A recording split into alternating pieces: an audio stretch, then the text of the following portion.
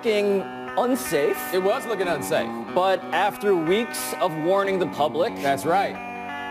Is it a higher safe. power? Who do we credit for this? I don't really know. It's hard for me to tell who exactly saved Atlanta from the infiltration of the Saints fans. And shout out to all the Saints fans who are listening to this show but not able to watch it because they have paper bags over their heads. If we can get the TSA worked out by the time we get there, that would be the other favor I have to ask of the universe. But we have a name, and it is the Rams. Los Angeles is off to the Super Bowl, Bo, after beating the Saints in OT, but we begin by diving headfirst into the pass interference that was not. Let's watch. Freeze. What? It gets no less ridiculous when you see it for the 50th time. But so obviously pass interference. Nikhil Roby-Coleman, he would be the cornerback, laying out Tommy Lee Lewis. Helmet to helmet on top of it. Yes, Sean 2 Payton penalties is on that. So heated. So heated, and after the game, still heated. Let's listen to him. Frustrating, you know, just getting off the phone with the league office. They blew the call, and man, there are a lot of opportunities, though, but that call puts it 1st and 10. We're on an E3 plays, and it's a game-changing call. It was simple. They blew the call. They said it should never have not been a call. They said not only was it interference, it was helmet to helmet. Still going? You're right. The 2 calls. They couldn't believe it. I know. Who are we blaming? I mean, do we blame Payton? Do we blame the refs? I mean, there's no one thing to point to in this. The Saints can look at themselves and the points that they left on the field in the first half, where they got those field goals on those first 2 drives. They probably should have gone in and cashed in on touchdowns. We can look at Sean Payton and his play calling there, because even if that play was going to work there, they did not run nearly enough clock when they had the opportunity to do so. The Rams should never have gotten the ball back with a timeout left, and all of that because he called those 2 out of 3 pass plays under those circumstances. But that is one of the worst calls that I have ever seen. A bad call to a point that I can't think of a time that the recipient of a bad call has been so transparent about the fact that, yo, that was a really bad call. Yeah, I mean, I understand why Sean Payton goes mom at the Apple Store and is demanding justice, demanding accountability. In a former life, I might have called for robot referees in response to this, but one of the secrets, Bo, about this play and this controversy is that the NFL would rather we have controversies like this, because the NFL can survive this. People aren't going to watch any less football. People aren't going to pull money as advertisers. But the reason why the Saints are so mad is because... Do we have Todd Gurley? Can we put up Todd Gurley, please? Yeah, I mean, the fact that Todd Gurley put on Instagram just rolling around and trolling. Yo! Like, there it is, right? He put it with the skull because he found it to be so funny. Now, the NFL can't survive this. That does not mean that they want this. This isn't good for business in any sort of way. Like, I'm not going there. But, yeah, no, people aren't going to stop watching as a result of this. Yeah, but it's not going to damage. That doesn't mean they want it, right? Like, that's a different standpoint. The thing to me about this is, he's laughing about this on Instagram. They asked Nikhil Roby-Coleman about it. He watches the video. And yes, he's like, a reporter shows him the clip. Like, oh, yeah, that's pass interference. Like, the Saints are looking around wanting some measure of sympathy from people like, no, can't you see how they did us wrong?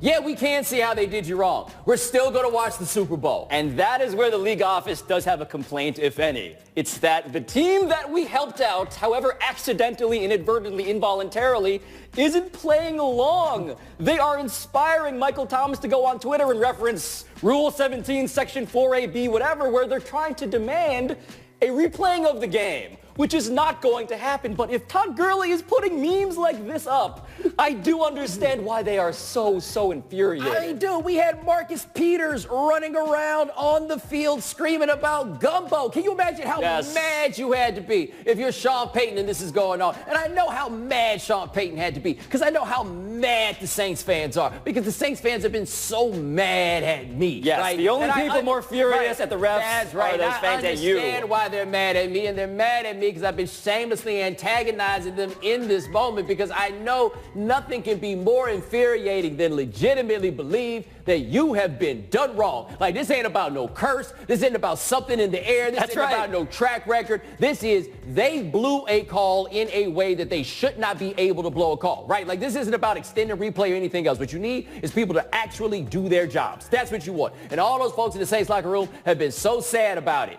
And everybody else is just like, oh, well, know Atlanta's going to be safe. And that's the only thing that really matters to me. Those people are screaming into the void, and the void replies, well, maybe we'll change the rules sometime. And they're like, no, we demand justice. Yes. By the way, Drew Brees looked like an old man in that game, and that is buried by the controversy. Next name's the Patriots. Tom Brady's headed to his 9th Super Bowl after ending the Chiefs season in overtime, but with a minute left in the game, looked like the Chiefs had a game-sealing interception. D. Ford got called for a neutral zone infraction. Get a look at that. That's him at the top of the screen. Yep. We're going to run it back in a second with the very helpful blue line. I mean, look at that. Off of Gronk into. Right there. Right there. He is well over the blue line, but if you look, the left tackle is way far from the blue line. Like, he's supposed to look back at the ball, but I see how it was that he made the mistake. Pablo, we going to put this on D. Ford? I feel like in the moment it is easy to isolate a play like that and say this all would have been different if it had not been so, but I feel like he ultimately gets sucked into the jet stream of Patriots exceptionalism, and that's an exceptionalism that is grounded in a reality. Tom Brady, 17 healthy seasons, 9 Super Bowls. He's been to the Super Bowl more often than he has not. This remains, for all of the refereeing failures, for all of the randomness, for all of the oblong nature of the ball, for all of the hard salary cap stuff, this is the team that takes all of the chaos and wrestles it to the ground, and it ends up being them again. So I feel like D. Ford, probably a footnote ultimately. Well, I mean, he'll be a footnote perhaps nationally. In Kansas City, they're going to hear about this one forever unless he brings something to the table. Now, it's not his fault that they lost that game. Like, I feel like that is going too far. That defense had plenty of chances to do something else. But in the end, that defense just ran out of gas. The first half, they were complicit in their own destruction as they struggled to get off the field. But the offense would just stop on for a second and then come off. In the end, the Patriots ran twice as many plays as the Chiefs more did. than twice, The Patriots had the ball more than twice as long as the Chiefs did have it. By the time this got to the end, there was nothing they were going to be able to do to stop that drive. No, and Bill Belichick started the game as we all predicted, a power running team. And the crazy part about him running Sony Michel over and over again, ultimately running a running back tandem that really, and Rex Burkhead, who really isn't much to sneeze at, dude, they were doing things that rendered Tom Brady something like the most talented game manager we've ever seen. And that's how they won this game. Except it's not like he did a great job of game management, right? He threw 2 interceptions, and then there was that third that he almost threw there, right? The Chiefs defense, the Patriots defense, that's when we start talking about who does this, like getting that Chiefs offense off the field early. That one goes on them, allowing that offense to pound and pound and pound in those ways that they did. I did not think that this is about the greatness of Tom Brady. Of course, in the end, even though in the end, this guy, there are other guys that are on the field too. You're going to give it on the Rex Burkhead for scoring the touchdown there. It's not saying that Brady was bad, but this ties into this large 18-year narrative of Tom Brady. That was not a great performance from Tom Brady. But Belichick, though. You'd say that this is the guy. Dude, start naming players on this team. Like the fact that this roster is in the Super Bowl, so you got Brady at the top of the masthead, and so you know him. Remember, they had to go roll the dice on Josh Gordon because they didn't have threats at wide receiver. He's not there anymore. They still found a way to somehow get this done. This defense that was 31st in DVOA last year got a whole lot better this year. And again, I ask people, if you got to start naming who the people are on the team, it gets to be really, really difficult. This is about the brilliance of their head coach more than anything else. Somehow finding a way to limit Tyreek Hill to 1 catch on like 3 targets, by the way. But the other winner of this game, of course, is our man Tony Romo. Let's watch him do the thing that won the hearts of America. Yeah, it's pretty amazing. It really was. If you're cynical, oh, they're killing it. Usually means a motion and a run out wide to the right. There it was. And to me, that's film study stuff, though, right? It's time to throw. Once again, Edelman in He's the like, oh, yeah. field. It's the sense of wonder, educated wonder. Like Tony Romo reacts like he's seen solar eclipses, but in the postseason, it feels like the stakes actually match that. It's actually this important. Did you say the solar eclipse? Yes. He commentates games like he is observing miracles in the universe.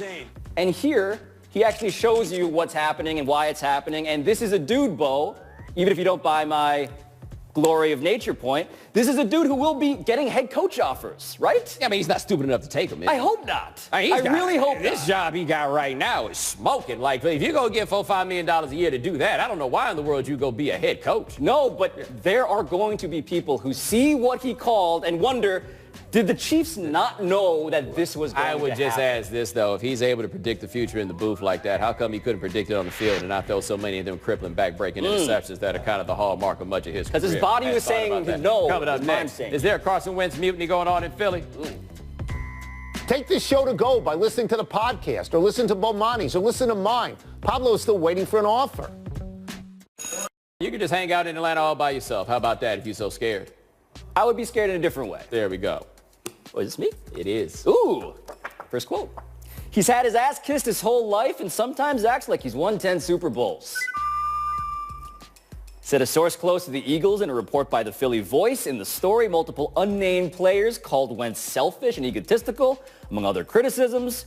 How big of a deal is this? I mean, I really only think it's a big deal if Nick Foles is still on the team. Now, I am assuming that this report is legitimate. I'm assuming that they sourced and talked to enough people that they feel confident with what it is that they are saying. But I still don't know who exactly these people are that have a problem. I know that people who have said that, no, this is nonsense. Lane Johnson said that. Fletcher Cox said that. Those are big guys.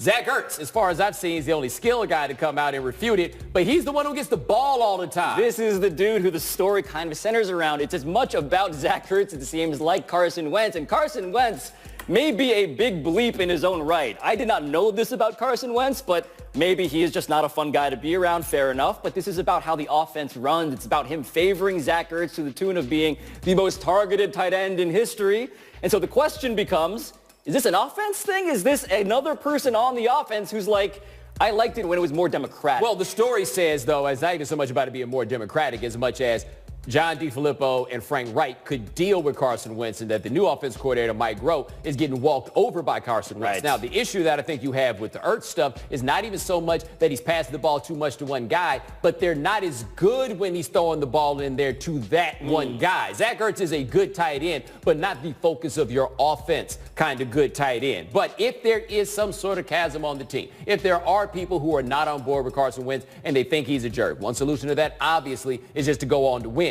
But the other one is, if you just got to put up with him because there is no other option, then people will ultimately put up with him. Right. Nate Sudfeld is not going to cause any amount of the same controversy. But yeah, if I'm Nelson Aguilar, if I'm Alshon Jeffrey, part of me would miss Foles too. Oh, quote, bleep no. Said Russell Westbrook went as if he and Joel Embiid were cool after the two collided on this play. Let's watch. Good help by Adams. Nowhere to go. I saw this as it happened live. I understood where Russ would have some beef. Ooh. I mean, this looks like a little bit of a collision now. What you don't see here, Russ is going to writhe a little bit. Yep. And, well, we didn't show when he got up and tried to halfway rush him. That did happen. But if the guy is that big and falls upon you, intentional or not, I feel like not just the fall, it's that. Yeah. It's the push. The push on the back of the head. The rabbit punch-esque action. Yeah, Russ found that to be unnecessary. We got both of them talking after the game. I don't think he just landed on me. He had a little extra to it. You know what I'm saying? But it's okay. You guys are cool? No. I don't know. I think I was going for the block and I think he lost the ball, but I was already in the air and I don't know why he was mad. I have no idea, but he's always in his feelings, so I have no idea. Pablo, who you got in this beef? I have the guy who actually cares about this beef because Joel Embiid trolls for sport. We know that. We know that he has done similar things with Andre Drummond and Hassan Whiteside recently, Karl Anthony Towns, Lonzo Ball, etc. I don't know if Joel Embiid hates Russell Westbrook, Bo, but I firmly believe that Russell Westbrook hates Joel Embiid. Yeah, like the tricky thing about calling this a beef, or who do we have in this beef, only one of these people is in a beef. And that's Russell Westbrook. Like, Embiid's just up there saying this stuff in the same voice, like he's always saying everything in the same voice. It's not that big a deal to him. They're also in different weight classes. It makes it look easier for Embiid to be cool about this. Russell Westbrook doesn't just hate him now. Russell Westbrook hates him forever. He doesn't let anything slide with anybody. Yes, his descendants will hate Joel Embiid. Last quote. Probably the fakest love I ever received in my life. Said DeMarcus Cousins after the Warriors debuted him in LA against the Clippers. Boogie scored 14 points, hit 3 3-pointers in limited minutes. Let's watch. Everything was kind of centered on you tonight. You're getting standing O's when you're walking off after getting fouled out, stuff like that. Man, Probably the fakest love I ever received in my life. I'm gonna just keep it a bean.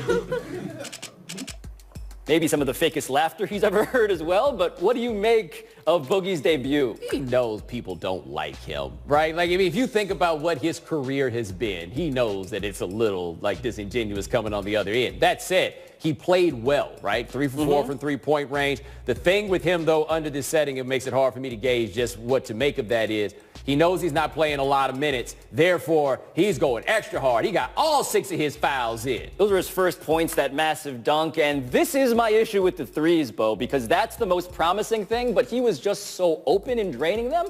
But he will open up their offense if he can, in fact, do that. But if I am Boogie Cousins, you are correct. I have been burned before. I have had fan bases turn on me before. And showering this man with love only goes so far because he knows that there is a change that is possible, if not inevitable. Yeah, but the one thing that's happening for him, though, that's worth noting, this is his 9th year in the league, I want to say. We've seen it with guys like Zach Randolph and others that people used to hate and then come around on. They just get older. Coming up next, who should be favored in the Super Bowl? This is Charlie.